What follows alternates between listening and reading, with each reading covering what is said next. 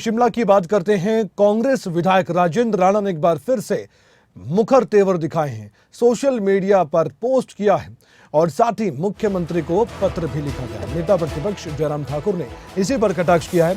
उन्होंने कहा कि हमने 2 महीने तक आपदा की वजह से सरकार के खिलाफ एक शब्द नहीं बोला, अब कांग्रेस के विधायक ही बोल पड़े हैं।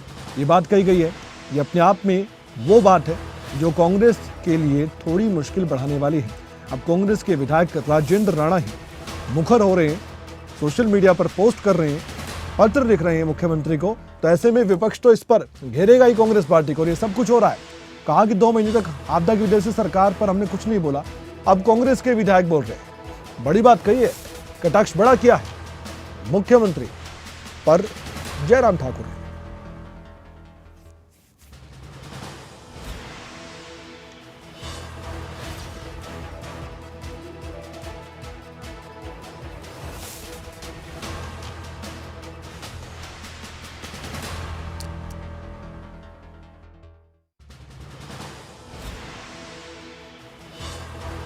हमारे ब्यूरो प्रदीप ठाकुर इस वक्त फोनलाइन पर जुड़ चुके हैं। प्रदीप, ये तो एक मौका मिल गया है विपक्ष को कांग्रेस सरकार पर निशाना साधने का। बिल्कुल कमल की पहले भी गाहे बेगाहे अपनी नाराजगी राजेंद्र राणा जो हमीरपुर जिला से ताल्लुक रखते हैं, सुजानपुर के विधायक हैं, वो अपनी नाराजगी जाहिर करते रहे हैं। तो लेकिन अब जिस तरह से पत्र लिखा गया है और ये भाजपा के लिए खासतौर पर जो विपक्षी दल है उसको एक बड़ा मुद्दा हाथ लगा है कि अब पार्टी के भीतर ही कुछ ठीक नहीं चल रहा है और विधायक अब मुख्यमंत्री को पत्र लिखने लग गए हैं। हालांकि राजेंद्र राणा ने जो ये पत्र लिखा है मुख्यमंत्री को संबोधित करते हुए, और उसमें इन्होंने जिक्र भी किया है कि हाँ, जो हमने कुछ वायदे किए थे चुनाव के वक्त उनको भी अब पूरा किया जाना चाहिए, इस तरह का ये पत्र है। और उसमें बाकायदा इसमें जिक्र किया गया है और उसमें ये कहा गया है कि मैं आपका ध्यान जो है इन महत्वपूर्ण विषयों की तरफ आकर्षित करना चाहता हूँ, क्योंकि भर्तियों के परिणाम रुके हुए हैं और इसके साथ साथ जो हमीरपुर अधीनस्थ सेवाएं चयन बोर्ड है वो भंग है और ऐसे में वहां पर किसी ईमानदार अफसर की तैनाती करके उसको शुरू किया जाना चाहिए। करुणामूलक जो आधार पर नौकरी पाने के लिए संघर्ष कर रहे हैं उनका भी मुद्दा उठाया है। पुलिस भर्ती स्कैम का इसमें जिक्र हुआ है।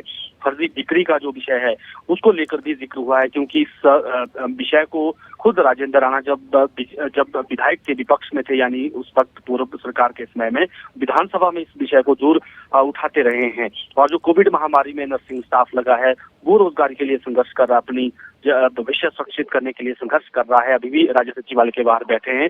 तो इन सभी के जो मुद्दे हैं वो यहाँ पर उठाए जा रहे हैं और उसमें जो इसमें बार बार एक जिक्र और यहाँ पर किया गया है कि जो विधानसभा का सत्र जो है वो बुलाया गया है आने वाले समय में, मानसून सत्र, उसमें जो हम प्रदेश के मुद्दे जो हैं, आपदा से जो नुकसान हुआ है उस मुद्दों को उठाएंगे। उसके लिए आभार इनका मुख्यमंत्री का जताया गया है। लेकिन कहीं ना कहीं अब जिक्र जो है इसमें होने लगा है कि जो मुद्दे हमारे थे उन मुद्दों पर काम करने का वक्त आ गया है। तो ऐसे में नेता प्रतिपक्ष जयराम ठाकुर ने इसमें सवाल उठाए हैं। उन्होंने कहा कि हम तो इसलिए नहीं बोल रहे थे कि अभी आपदा थी और 2 महीने से हम चुप बैठे हैं, लेकिन अब पार्टी के ही जो विधायक हैं, कांग्रेस के ही विधायक हैं, वो अब अपनी बात यहाँ पर कहने लग गए हैं, वो उन विषयों को उठाने लग गए हैं। अच्छा प्रदीप, इस लेटर में जो पत्र सोशल मीडिया के जरिए मुख्यमंत्री तक पहुंचाने की कोशिश की गई है, सबसे बड़ी बात ऐसी कौन सी है जो कांग्रेस की मुश्किल बढ़ा सकती है?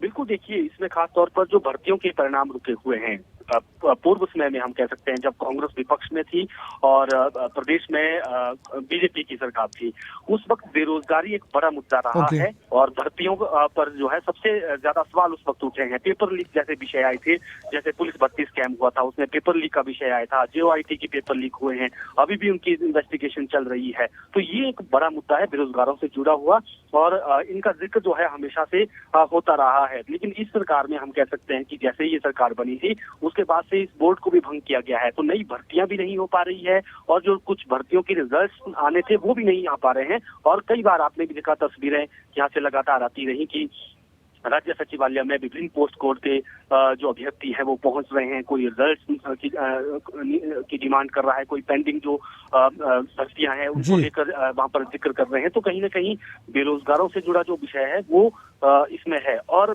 इसमें जो ये पत्र लिखा गया है इसमें एक तरह से हम कह सकते हैं कि जो इनके मन में जो इस वक्त एक टीस है यहाँ पर राजेंद्र राणा के मन में और मंत्रिमंडल को लेकर भी वो हमेशा चर्चाओं में रहे हैं कि उन्हें इसी बात की उनकी इच्छा भी है कि हम मंत्रिमंडल में मुझे जगह दी जाए।